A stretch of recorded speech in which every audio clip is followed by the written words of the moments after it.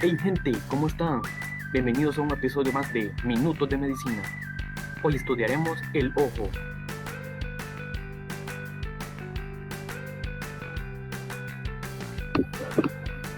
Bienvenido a la parte 2 del ojo y sus células. La túnica que estudiaremos en este video es la túnica vascular media, o también conocida como uvea. ¿Recuerdas este esquema? La túnica vascular media se localiza entre las túnicas fibrosa y la túnica interna de la retina. La túnica vascular o uvea está compuesto por las siguientes estructuras: la coroides, el cuerpo ciliar y el iris, el famoso pigmento del ojo. La primera capa que estudiaremos es la capa coroides de la túnica vascular media. ¿Recuerdas la línea imaginaria que cruza el ojo en el limbo esclerocorneal? Divide a este en dos segmentos. La coroides se localiza en el segmento posterior, y en este esquema puede ser visualizada como una capa de color rosa a la capa coroides. Ahora, este esquema es una representación microscópica de la relación de la coroides junto con las demás túnicas en el segmento posterior del ojo.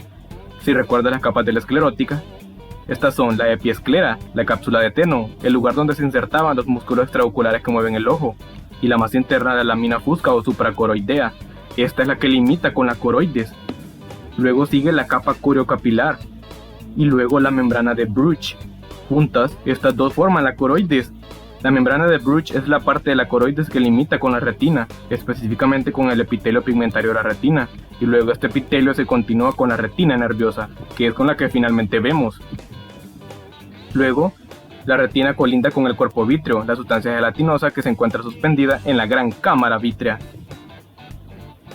Estas tres capas pertenecen a la esclerótica, es decir, túnica fibrosa, estas dos a la coroides, es decir, túnica vascular o media, y estas dos a la retina, es decir, la túnica más interna. Y en esta posición tenemos al cuerpo vítreo y la cámara vítrea. Ok, este esquema microscópico fue una representación agrandada de lo que sería esta parte a nivel macroscópico. Sí.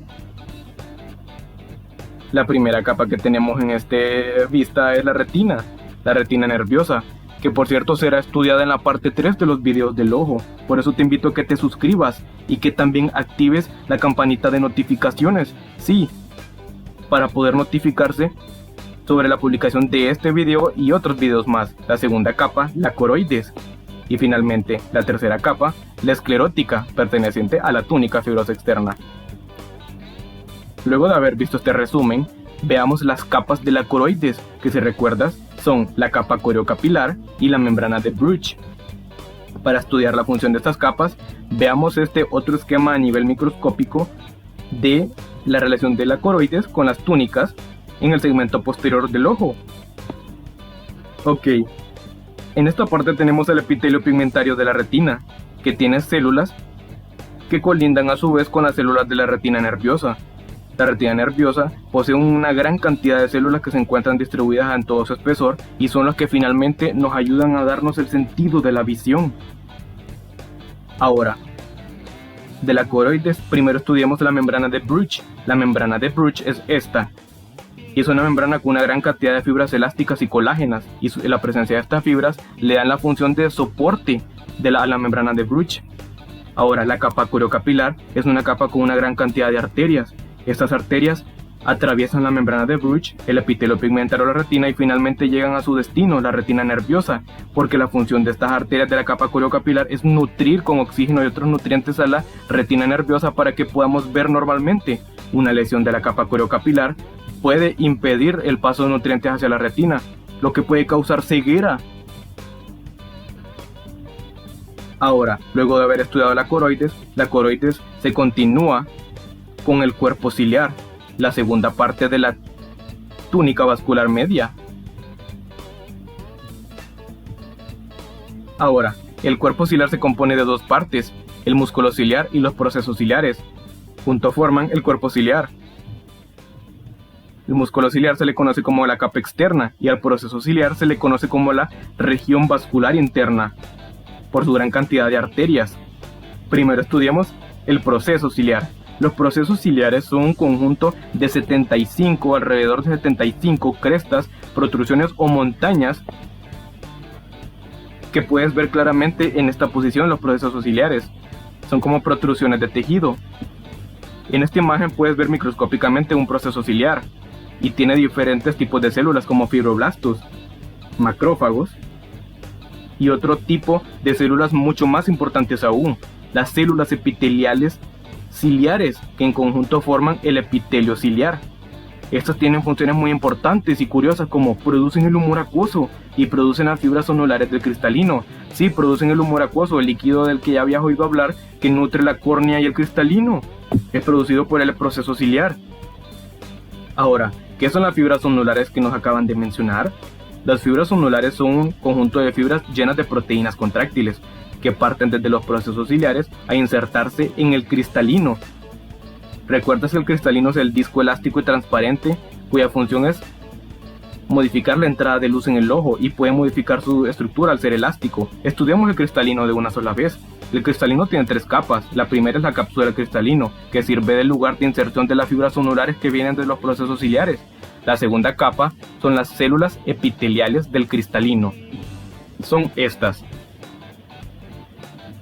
Estas células epiteliales del cristalino en conjunto forman la segunda capa denominada epitelio subcapsular. La tercera capa del cristalino se le denomina fibras del cristalino. Sabiendo las 3 capas, ahora veamos sus funciones. El epitelio subcapsular se compone de células epiteliales del cristalino que su función es proliferar, madurar y sufrir mitosis para convertirse en las fibras del cristalino. Sí, estas células epiteliales del cristalino maduran y migran por todo el espesor del cristalino. Y entre más migran, estas finalmente se convierten en las fibras del cristalino, por lo que la tercera capa es formada por la segunda. Hay una región denominada núcleo del cristalino. Aquí las fibras del cristalino recientemente formadas tienen características muy únicas e importantes. En este núcleo del cristalino, las fibras del cristalino no tienen ni organelos y ni siquiera núcleo. Carecen de todo esto, sin embargo se llenan de unas proteínas contráctiles denominadas cristalinas. Al ser proteínas contráctiles, pueden cortarse y alargarse y darle la elasticidad característica del cristalino, que le permite cambiar su forma dependiendo de la entrada de luz al ojo. Ahora, estudiamos una región que quedó olvidada en la parte 1 de los videos del ojo. En el limbo esclerocorneal hay una región llamada ángulo iridocorneal. Sí, el ángulo iridocorneal es un ángulo o región pequeña en el limbo, que no es más que la unión de la córnea y el iris en el limbo esclerocorneal. Esta tiene una función muy importante, el ángulo iridocorneal. Tiene una característica muy importante, posee un agujero o conducto que puedes ver aquí. A este conducto se le denomina conducto de Schlemm. Este conducto de Schlemm es un conducto por el que se drena el humor acuoso, participa en el aparato de drenaje del humor acuoso. Sí, porque el humor acuoso se drena al igual que la sangre. Veamos el ciclo del humor acuoso de una sola vez. En este esquema puedes ver el músculo ciliar y la capa vascular llena de arterias y los procesos ciliares produciendo el humor acuoso mediante las células epiteliales ciliares. Esto funciona así. Las arterias en la capa vascular poseen todo tipo de nutrientes. Ahora, estas células que ves aquí, que son las células epiteliales ciliares, funcionan como transportadores selectivos, como un filtro que agarra esos nutrientes de la capa vascular, de las arterias de la capa vascular. Se procesan en el epitelio ciliar los nutrientes y salen hacia la cámara posterior del ojo en forma de humor acuoso. El humor acuoso es un líquido similar a la plasma de la sangre. De la cámara posterior, el humor acuoso viaja hacia la cámara anterior del ojo, donde irriga la estructura avascular de la córnea. La cámara posterior irriga a la estructura vascular del cristalino. La cámara posterior, el humor acuoso avanza de la cámara posterior a la cámara anterior. Pero ¿cómo pasa esto? Si aparentemente pareciera que el iris y la pupila le estorban a la cámara posterior. Ahora, esto es porque en esta imagen, que es de las más conocidas, el iris se ve macroscópicamente y no se ven unos espacios microscópicos por donde pasa el humor acuoso realmente de la cámara posterior a la anterior. Ok, primero veamos. El humor acuoso es producido por los procesos ciliares. De los procesos ciliares, el humor acuoso se libera hacia la cámara posterior. De la cámara posterior, el humor acuoso pasa a través de los espacios microscópicos abajo del iris y lateral al iris, en esta posición. Luego el humor acuoso avanza por debajo de la superficie del iris y llega finalmente a la cámara anterior para nutrir a la córnea. Ahora sigue el drenaje finalmente del humor acuoso, porque el humor acuoso se drena. En este esquema podemos visualizar los espacios de Fontana, que son unos espacios que en conjunto también son denominados malla trabecular. Estos espacios de Fontana son un conjunto de conductos tubulares revestidos de células endoteliales y tienen la función de ser venas. Estos conductos se juntan y confluyen entre sí y forman un conducto más grande llamado conducto de Schlemm, sí, el conducto del ángulo iridocorneal que drena el humor acuoso finalmente. Ahora, el conducto de Schlemm también se le conoce con otro nombre. Al conducto de Schlemm se le conoce como seno venoso escleral, pero el término seno venoso hace referencia a una laguna llena de sangre venosa, pero el conducto de Schlemm transporta humor acuoso. Se le dice así porque el humor acuoso se parece a la sangre venosa, ya que son líquidos con baja cantidad de oxígeno y llenos de productos de desecho, por ejemplo de la córnea del cristalino, que ya no ocupan. Por eso se parece tanto a la sangre venosa y se le denomina así. También otra característica importante: los espacios de Fontana son unos conductos que solo se ven microscópicamente. En cambio, el conducto de Schlemm se puede ver a simple vista.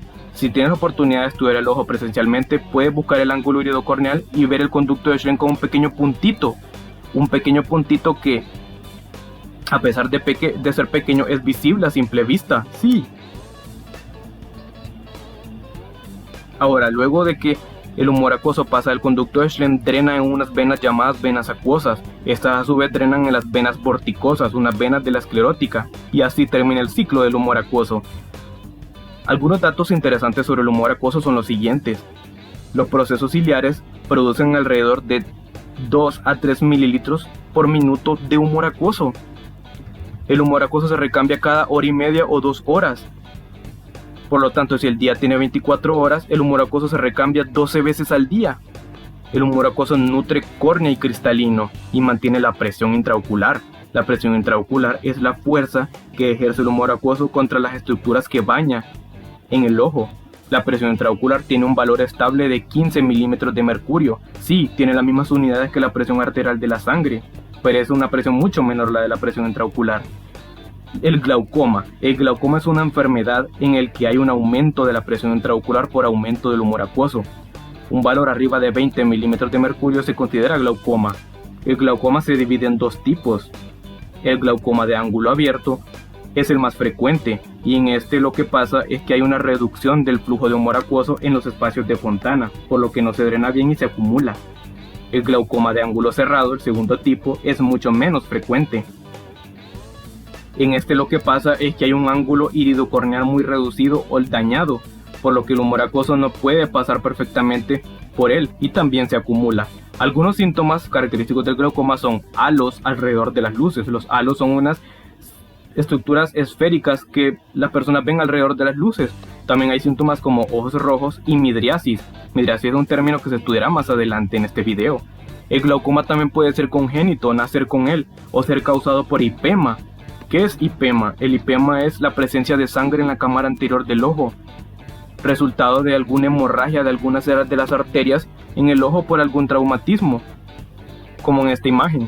También puede ser causado el glaucoma por inflamaciones por infecciones. Hay que recordar que en una infección hay excesiva producción de sustancias por parte de las células inmunológicas del cuerpo, tanto como la producción de los microbios, por lo que la inflamación aumenta la presión intraocular también. Hay un grupo de fármacos conocidos como los inhibidores de la anidrasa carbónica, como la dorzolamida y la brinzolamida. Esos fármacos lo que hacen es inhibir la enzima anidrasa carbónica, enzima que participa en la producción del humor acuoso en los procesos ciliares, por lo que se detiene con estos fármacos la producción del humor. Ahora, el glaucoma se detecta mediante un aparato conocido como el gonioscopio. El gonioscopio tiene la función de ver perfectamente el ángulo iridocorneal y chequear cuál es su estabilidad. Ahora volvamos con el músculo ciliar, la segunda parte del cuerpo ciliar, que se encuentra en esta posición. El músculo ciliar es un músculo liso compuesto por fibras musculares lisas y tiene diferentes partes. La porción meridional del músculo ciliar tiene funciones muy importantes. Estira la capa coroides, es decir, la mantiene tensa. Y también abre el ángulo iridocorneal para el drenaje del humor acuoso. Su contracción de esta parte del músculo ciliar abre el conducto de Schlemm para que se drene el humor acuoso. Sí. Ahora, la segunda parte del músculo ciliar es la porción radial de fibras musculares lisas, que en conjunto con la tercera parte del músculo, que es la porción circular, participan en conjunto en funciones con el cristalino. ¿Recuerdas que el cristalino es el disco elástico que puede cambiar su forma dependiendo de la entrada de luz? Veamos las funciones del cristalino de una sola vez, pero antes, ¿reconocerías la posición del cristalino en esta imagen? ¿En esta imagen? Sí, el cristalino es este disco circular que ves en esta posición.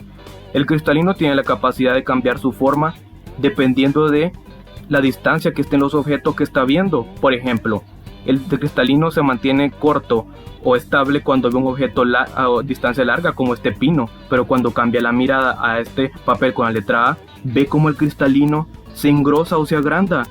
Se agranda cuando ve objetos que están más cerca. Esto tiene que agrandarse para que entre más luz y pueda diferenciar más detalles de objetos que estén más cerca. ¿Cómo es esto?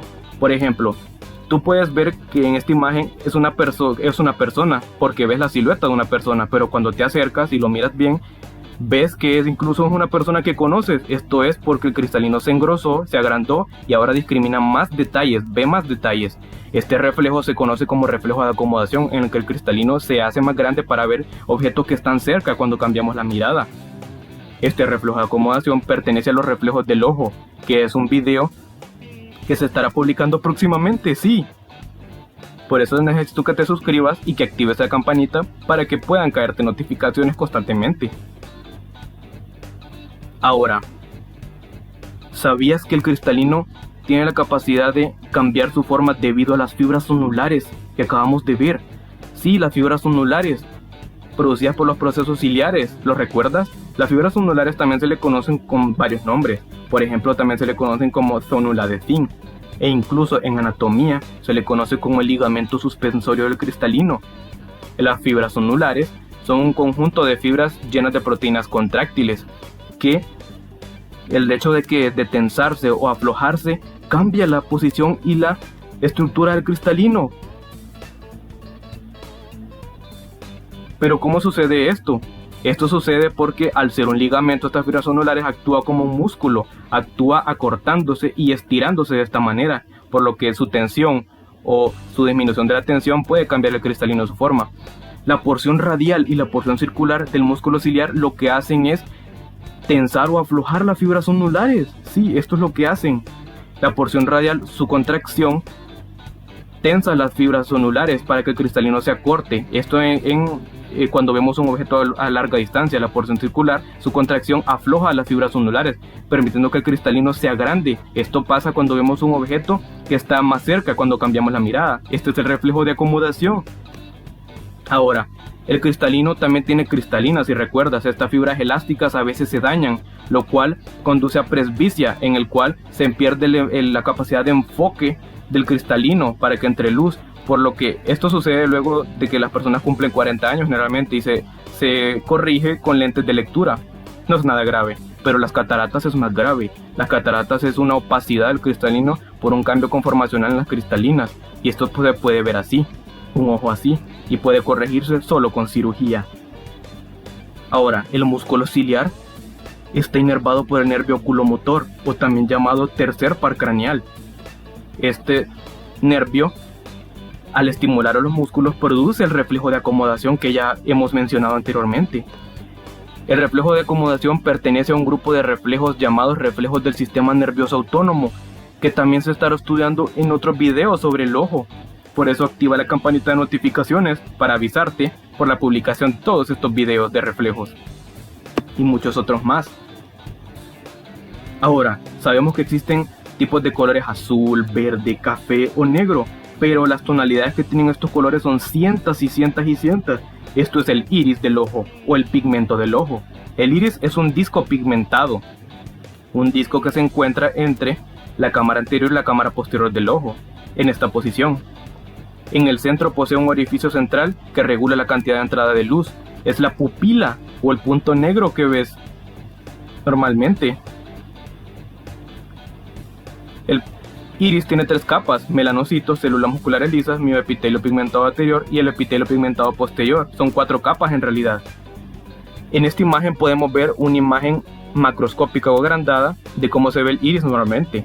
Pero en esta visión con un oftalmoscopio, microscópicamente, el iris se ven como un conjunto de crestas o montañas. Estas crestas son conjuntos de melanocitos y fibroblastos unidos.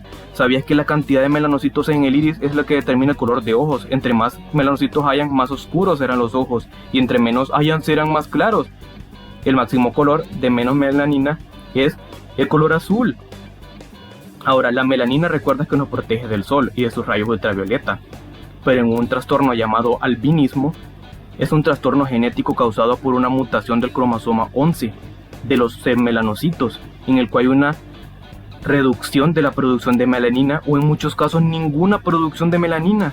Esto produce que las personas con este padecimiento tengan tonos demasiado blancos, como piel blanca, pelo blanco y ojos azules, que recuerda que es la máxima expresión de menos melanina en los ojos.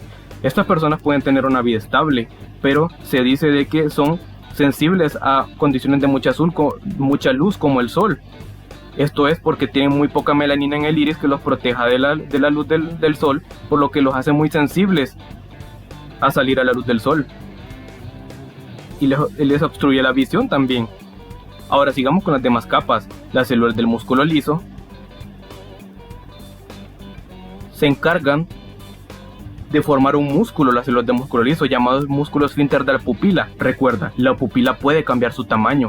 El músculo esfínter de la pupila acorta el tamaño de la pupila, produciendo una pupila así, que se considera miótica, puntiforme o pequeña. A este proceso de acortamiento por el músculo esfínter se llama miosis o acortamiento de la pupila. Hay un experimento que todo mundo puede hacer en su casa. Es el reflejo fotomotor directo. Este reflejo consiste en alumbrar luz a cualquiera de las dos pupilas y verás como esta tiene miosis, es decir, se acorta porque mucha luz está entrando. La segunda parte del experimento es el reflejo consensual. Cuando hagas el experimento puedes ver que la pupila que no está siendo alumbrada con luz también se contrae o se vuelve miótica. Esto es porque hay una conexión nerviosa compleja muy adentro. Tercera capa, epitelio pigmentado anterior.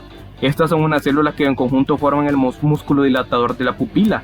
Este músculo agranda la pupila, la dilata. Este proceso se conoce como midriasis, es lo contrario a miosis. Ahora, aquí la relación de los músculos de la pupila que la regulan. Periféricamente se encuentra el músculo dilatador de pupila con una disposición de fibras radiales. Más en el centro se encuentra el músculo esfínter con una disposición de fibras circulares. Ahora, ¿sabías que la midriasis, el aumento de diámetro de la pupila, pertenece al sistema nervioso simpático? Un sistema que nos activa en emergencias o huidas. El nervio oculomotor o tercer par craneal también inerva estos músculos dilatador y esfínter de la pupila, al igual que el músculo ciliar, los inerva. En esta imagen podemos ver estados de la pupila. Hay un estado llamado anisocoria, que es patológico, en el cual hay una pupila dilatada y la otra contraída o pequeña. Puede verse esto en ocasiones como la hidrocefalia, aumento del líquido cefalorraquídeo en el cerebro. En el glaucoma, como lo habíamos estudiado. El glaucoma tiene diversos síntomas, entre ellos, si recuerdas, el ojo rojo y la midriasis. Se ve un ojo que constantemente está midriático o pupila dilatada y el otro miótica. La pupila que esté midriática es la que está enferma con glaucoma. Ahora, el glaucoma, ¿sabías que se detecta con gonioscopio? Para visualizar el ojo normalmente se utiliza oftalmoscopio. El oftalmoscopio, para realizarlo, debe evitarse la ocasión de reflejo fotomotor. El oftalmoscopio tiene una luz que lo ocasiona el reflejo fotomotor. Para evitar esto se usa atropina, un fármaco que se utiliza para elevar la frecuencia cardíaca, el ritmo cardíaco en personas que padecen del corazón. Pero las formas de gotitas oculares de la atropina inhiben lo que es la acción del neurotransmisor acetilcolina, un neurotransmisor que se libera de los nervios hacia todos los músculos del cuerpo. Lo que hace es que inhibe los receptores muscarínicos de acetilcolina. La atropina realiza esto, por lo que al inhibir esto no hay miosis por el músculo esfínter de la pupila y la pupila se mantiene grande para que el oftalmoscopio entre más luz en el ojo y el oftalmólogo pueda ver con más claridad el fondo del ojo mediante el oftalmoscopio. Suscríbete y recuerda ver la parte 3 de los videos del ojo, que es la retina, el aparato dióptrico y también finalmente la fisiología de la visión. Como vemos,